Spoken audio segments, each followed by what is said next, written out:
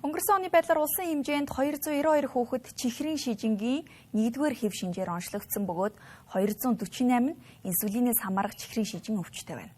Тэгвэл инсулин тариаг 4-р сард огтолгоогүй бөгөөд өнгөрөгч 2 болон 3-р сард иргэд холбогдох газруудад хандсан ч хариуцах эзэнгүй байгааг хэллээ. Чихрийн шижингийн 1-р хэв шинжтэй бол инсулиныг удаан хугацаанд хэрэглэх шаардлагатай бөгөөд тасалдсан тохиолдолд комд орж амиа алдах эрсдэлтэй байна.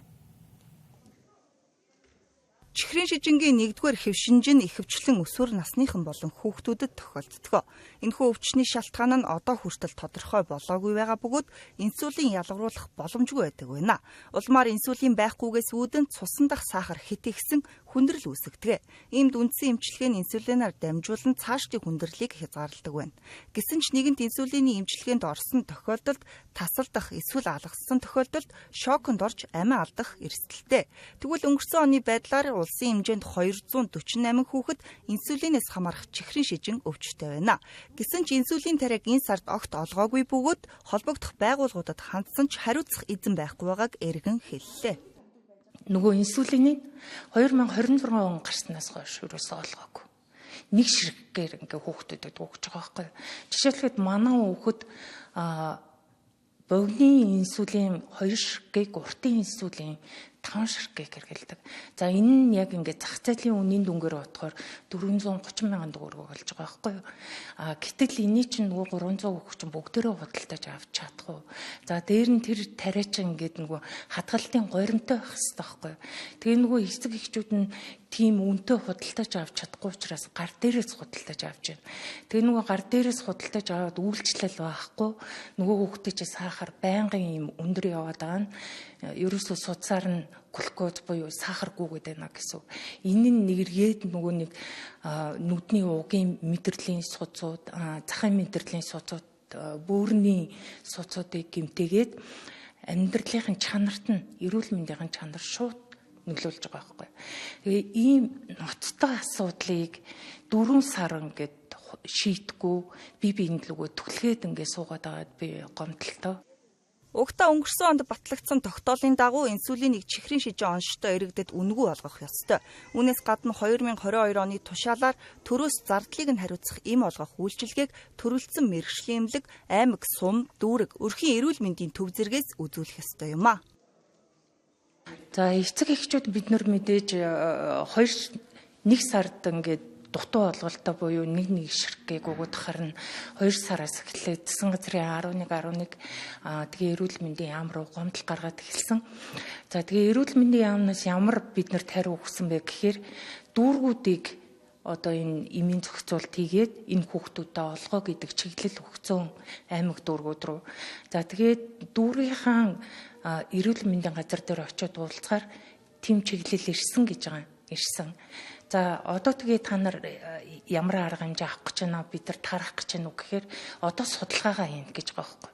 Нөгөө 300 хүүхдээ судална гэж байгаа. Хин хаан амьдардаг. Тэгээ одоо юу гэдэг манай дүүрэг дээр хэд хүүхэд байгаа, манай аймагт хэд байгаа гэдгийг одоо судална гэж яриад 2 сар өнгөрчихөж байгаа байхгүй. Гэтэл яг үнэндээ бидний хүүхдүүдийн бүх мэдээлэл их нэлхас дээр бэлэн байж байгаа. Гэрийн хаяг, регистрийн дугаар ерөөсө бүх мэдээлэл нь их нэлхас дээр бэлэн байгаа. Тэгвэл холбогдох байгууллагуудаас харилцан адилгүй байр суурийг илэрхийлсэн юм а. Ингэхдээ улсын хэмжээнд инсулин тарианы нөөц төрлөөсөө хамаарч 30-аас 143 хоногийн нөөцтэй байгаагаас гадна дараагийн импортыг төлөвлөсөн байна. Мөн инсулин тариаг олгож эхлэхэд асуудал байхгүй гэдгийг холбогдох газраас мэдээлэллээ. Гэсэн хэдий ч эрүүл мэндийн яамнаас бидэнд тайлбар өгсөнгүй. Төрөөс төлбөрийг нь даах үнэгүй олгодог юм учраас эмнэлгүүд одоо санхүүгийн зохицуулалтаа хийгээд нөөцөө бүрдүүлэлтээ хийж байгаа гэсэн. Тэгэхээр нөөцөө бага хэмжээгээр бүрдүүлсэн байх болцсохгүй л гэсэн.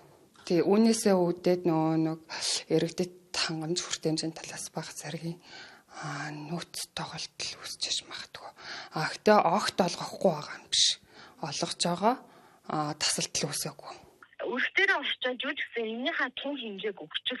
Манай нөгөө эмнэлэг магадлалын хэлцэх зөвлөлийн хурлын 7 хоногт нэг удаа тодорхой тогтсон өдөрт болдог байхгүй юу? Тэгээд тэр өдрөөрөө оруулаад авна штэ. Яг шууд ирэнгүүт нэ гэж хурламжгүй нэ. Хуралдаа өдрөө хурлаараа оруулаад нэг удаадаа ингээ оруулаад имэн шийдэх байхгүй юу. Тэгэхээр нөгөө хүүхд чинь анх удаа тэр хурлаар энэ сараас олгогдож эхэлж байгаа болохоор энэ сараас хүн тийм асуудал нэг удаа үүссэн. Инсулины тариатай холбоотой асуудлаар бид эрүүл мэндийн яамнаас тодруулга авахар хүрэлцэн ирээд байна.